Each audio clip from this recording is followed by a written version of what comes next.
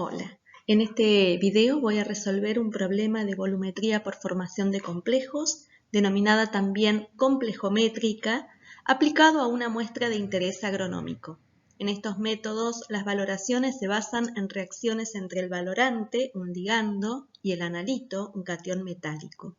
Un valorante muy usado es el ácido etilendiamín tetraacético, EDTA, que es un ligando multidentado que forma un quelato con cationes metálicos. El problema es el siguiente. Las especificaciones de la máquina de ordeño de un tambo indican que la dureza del agua a usar debe ser menor a 380 partes por millón de carbonato de calcio. Para determinar la dureza total del agua, se tomó una alícuota de 20 mililitros y se valoró a pH 10 con EDTA 0,0110 molar, gastando 10 mililitros de valorante. En una segunda alícuota de 20 mililitros de muestra, se agregó hidróxido de sodio hasta pH 12, logrando la precipitación de hidróxido de magnesio. Luego se valoró con EDTA y el gasto fue de 4,5 mililitros. La pregunta A nos pide por qué se valora a pH 10 y cómo se consigue esta condición. Bueno, te propongo primero hacer un esquema de esta determinación que, como habrás entendido, son dos valoraciones diferentes. Voy a llamar 1 a la valoración en la cual se ponen 20 mililitros de muestra en el Erlenmeyer. Por supuesto también se usa indicador, que no lo menciona el enunciado, pero tenemos que interpretar esa situación. Y el valorante va a estar en la bureta, es el EDTA 0,0110 molar. El EDTA no es un patrón primario, pero ha sido estandarizado y esto lo interpretamos porque la molaridad, la concentración, está registrada con 3 cifras significativas. Y el volumen que se gastó en esa valoración es de 10 mililitros. En la segunda valoración, a esos 20 mililitros de muestra se le agregó hidróxido de sodio hasta pH 12 y se gastó un volumen de valorante de 4,50 mililitros. Bueno, entonces lo que tenemos que saber, si revisaste los conceptos teóricos, es que el ácido etilendiamín tetraacético, EDTA, es un ácido tetraprótico y la abundancia de sus diferentes formas, aprótica, mono, ditri y tetraprótica, dependerá del pH del medio, ¿ok? Entonces a pH 10 prevalece la forma aprótica, que la podemos llamar I-4, Y-4, simbólicamente, representando el I, todos los carbonos, hidrógenos, oxígenos que tiene el EDTA.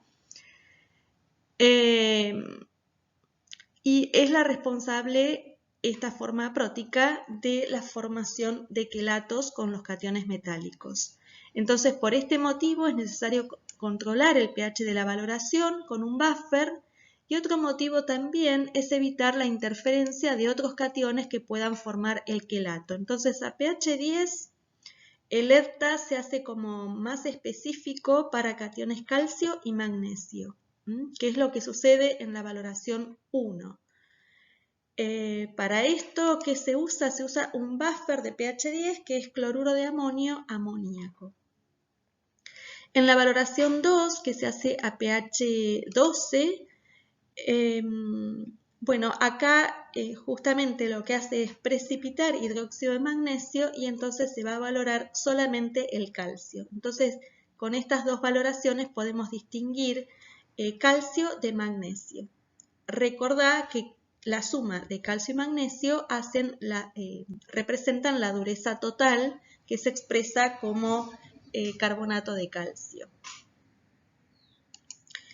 La pregunta B nos pide calcular el valor de dureza total del agua y justificar con cálculos y ecuaciones químicas.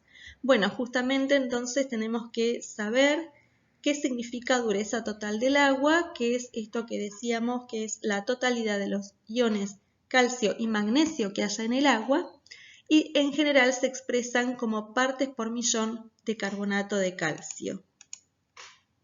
¿Sí? Eso es lo que nos preguntan, y recordá que partes por millón serían miligramos de carbonato de calcio por cada litro de muestra. Bueno, ¿cuál va a ser nuestra estrategia? Por supuesto que la pregunta o el cálculo apunta a la valoración que yo llamé 1, ¿ok?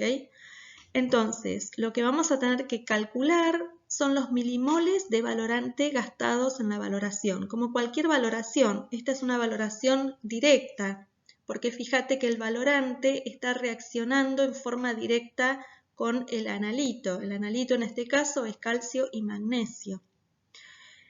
Entonces es un cálculo dentro de lo que son las volumetrías, es bastante sencillo. Estos milimoles de hepta los vamos a calcular ¿con qué? Bueno, con el volumen que se gastó y la molaridad de hepta. El próximo paso es relacionar estequiométricamente el hepta con los milimoles de carbonato de calcio. Y por último, referirlos a la cantidad de muestra, y ahí tendremos que ver si hubo una dilución de la muestra, si había una muestra que se diluyó y que solamente se valoró una sola alícuota. En este caso no se produjo una dilución de la muestra, y así que es bastante sencillo para resolver en ese sentido. Bueno, la ecuación química es una ecuación bastante simbólica, porque del hepta lo vamos a simbolizar con Y, ¿sí?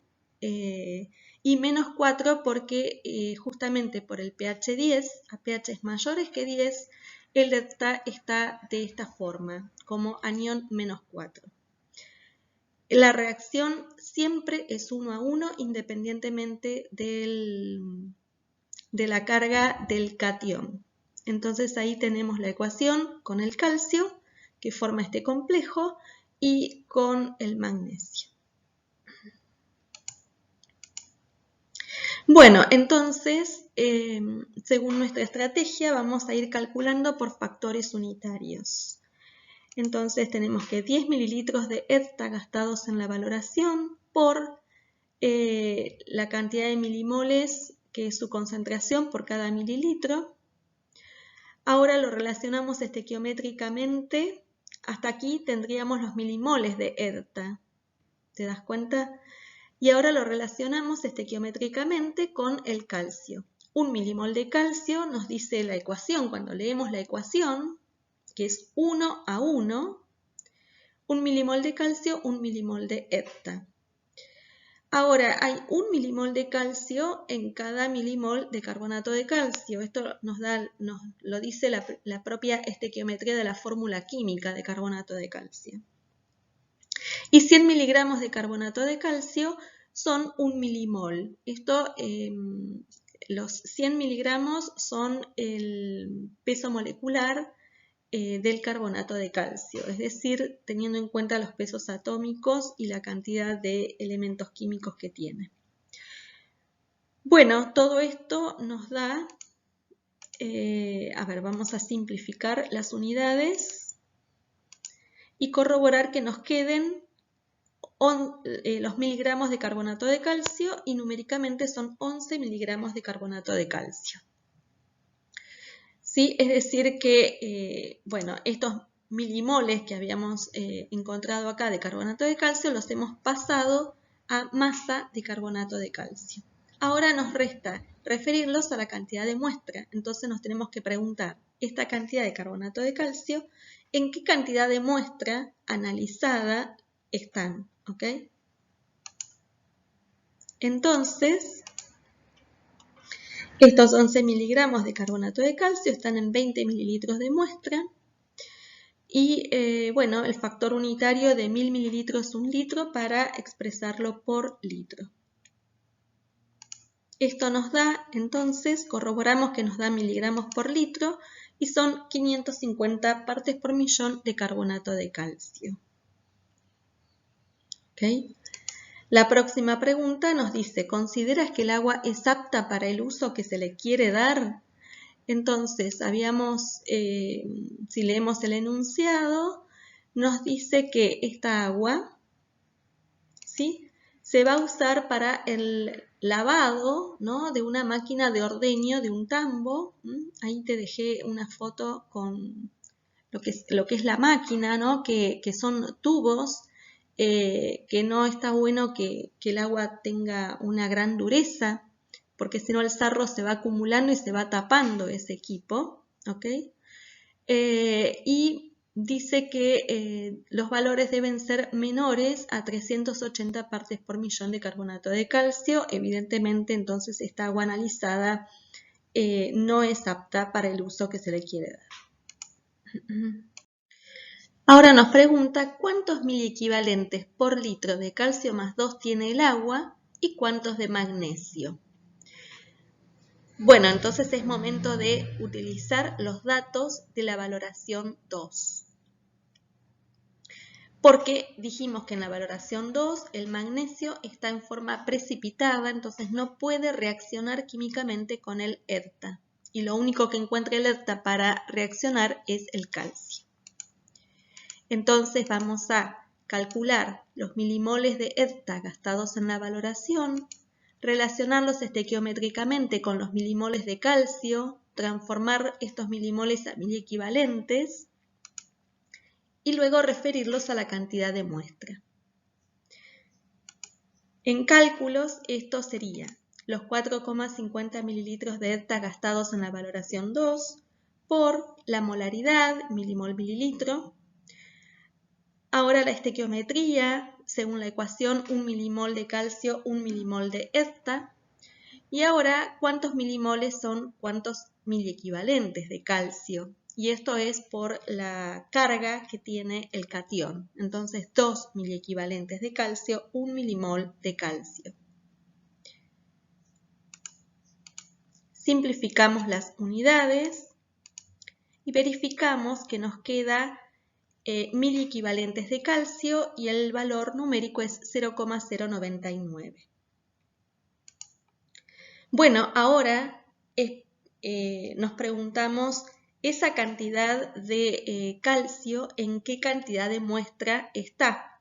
Y está en los 20 mililitros. Así que por 1000 mililitros, para expresarlo en miliequivalentes por litro, nos queda entonces que hay 5 miliequivalentes por litro de calcio. Ahora vemos el magnesio. Los miliequivalentes por litro de magnesio los podemos calcular por la resta entre los miliequivalentes por litro de calcio y magnesio totales que se pueden conocer a partir de la valoración 1, menos los que hemos calculado en el paso anterior, que son los 5 miliequivalentes por litro de calcio que pudimos calcular de la ecuación de la valoración 2. Entonces, bueno, calculando los miliequivalentes totales, serían 550 miligramos de carbonato de calcio por 1 litro, es lo que habíamos encontrado de partes por millón de carbonato de calcio de dureza total, por 1 milimol de carbonato de calcio en 100 miligramos de carbonato de calcio. Sabemos que hay 1 milimol de calcio por cada milimol de carbonato de calcio. Acá cuando estamos diciendo calcio, acordémonos que es tanto calcio como magnesio y que 2 miliequivalentes de calcio son 1 milimol de calcio por la carga del catión. Esto nos da un total de iones calcio y magnesio de 11 miliequivalentes por litro. Entonces, bueno, simplificamos las unidades. Y entonces ahora restamos 11 miliequivalentes por litro de calcio y magnesio menos los 5 miliequivalentes por litro de calcio y nos da 6 miliequivalentes por litro de magnesio.